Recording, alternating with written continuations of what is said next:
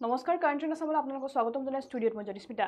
মঙলবাৰে অনুষ্ঠিত হ'ব দেশৰ তৃতীয় পৰ্যায়ৰ লোকসভা নিৰ্বাচনক লৈ সাজু হৈ উঠিছে বৰ্তমান নিৰ্বাচনী বিষয়াসকল বতৰৰ ব্যাঘাত জন্মাব পাৰে ৰাজ্যৰ 4টা লোকসভা সমষ্টিত বতৰ বিজ্ঞান কেন্দ্ৰৰ তৰফৰ পৰা জাৰি কৰা হৈছে হাই এলাৰ্ট এই বিষয় সন্দৰ্ভত জনাই যাম সবিশেষ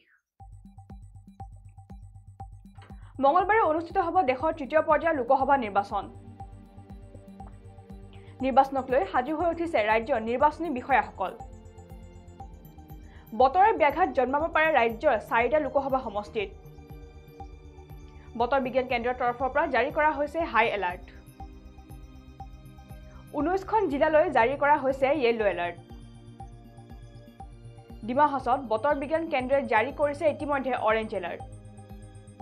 আগন্তুক 10টা দিনলৈ জিলাখনলৈ জাৰি কৰা হৈছে সতৰ্কবাণী আৰু আমি যেহেতু জানিছোঁ দেশৰ তৃতীয় পৰ্যায়ৰ লোকসভা নিৰ্বাচনৰ মাজত মাত্ৰ আৰু কিছু ঘণ্টা বাকি থকা দেখিবলৈ পোৱা গৈছে আৰু মঙলবাৰে অনুষ্ঠিত হ'ব দেশৰ তৃতীয় পৰ্যায়ৰ লোকসভা নিৰ্বাচন আৰু তৃতীয় পৰ্যায়ৰ লোকসভা নিৰ্বাচনক লৈ ইতিমধ্যে তৎপৰতা বৃদ্ধি পোৱা দেখিবলৈ পোৱা গৈছে ৰাজনৈতিক দলসমূহৰ মাজত আৰু তাৰ সমান্তৰালকৈ যিসকল নিৰ্বাচনী বিষয়া আছে সেই নিৰ্বাচনী বিষয়াসকলো বৰ্তমান সাজু হৈ পৰা দেখিবলৈ পোৱা গৈছে আৰু ৰাজ্যৰ বিভিন্ন প্ৰান্তত ইতিমধ্যে প্ৰিজাইডিং যিসকল অফিচাৰ আছে বা যিসকল নিৰ্বাচনী বিষয়া আছে সেই নিৰ্বাচনী বিষয়াসকল ইতিমধ্যে ৰাওনা হোৱা দেখিবলৈ পোৱা গৈছে কিন্তু তাৰ মাজতে বতৰ বিজ্ঞান কেন্দ্ৰৰ তৰফৰ পৰা এক সতৰ্কবাণী আগবঢ়োৱা হৈছে বৰ্তমান সময়ত আৰু শেহতীয়া তথ্য অনুসৰি বতৰৰ ব্যাঘাত জন্মাব পাৰে ৰাজ্যৰ 4টা লোকসভা সমষ্টিত যেহেতু তৃতীয় পৰ্যায়ৰ লোকসভা নিৰ্বাচনত অসমৰ 4টা লোকসভা সমষ্টিত ভোটগ্ৰহণ প্ৰক্ৰিয়া অনুষ্ঠিত হ'ব আৰু মঙলবাৰে অৰ্থাৎ 7 মে'ত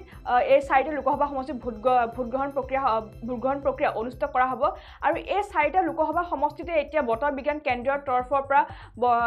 এলাৰ্ট জাৰি কৰা বৰ্তমান সময়ত দেখিবলৈ পোৱা গৈছে আৰু বতৰ বিজ্ঞান কেন্দ্ৰৰ তৰফৰ পৰা জাৰি কৰা হৈছে ইতিমধ্যে হাই এলাৰ্ট অৰ্থাৎ ৰাজ্যৰ 19খন জিলালৈ ইতিমধ্যে য়েলো এলাৰ্ট জাৰি কৰিছে বতৰ বিজ্ঞান কেন্দ্ৰই কিন্তু বিশেষকৈ ডিমা হাছাও জিলালৈ অৰ্থাৎ ডিমা হাছাও জিলাত যেহেতু বিগত কিছুদিনৰ পৰা নেৰা নেপেৰা বৰষুণৰ ফলত প্ৰায় বিধ্বস্ত এক সংহাৰী ৰূপ ধাৰণ কৰা বৰ্তমান সময়ত দেখিবলৈ পোৱা গৈছে বানে তাণ্ডৱ চলাইছে বৰ্তমান ডিমা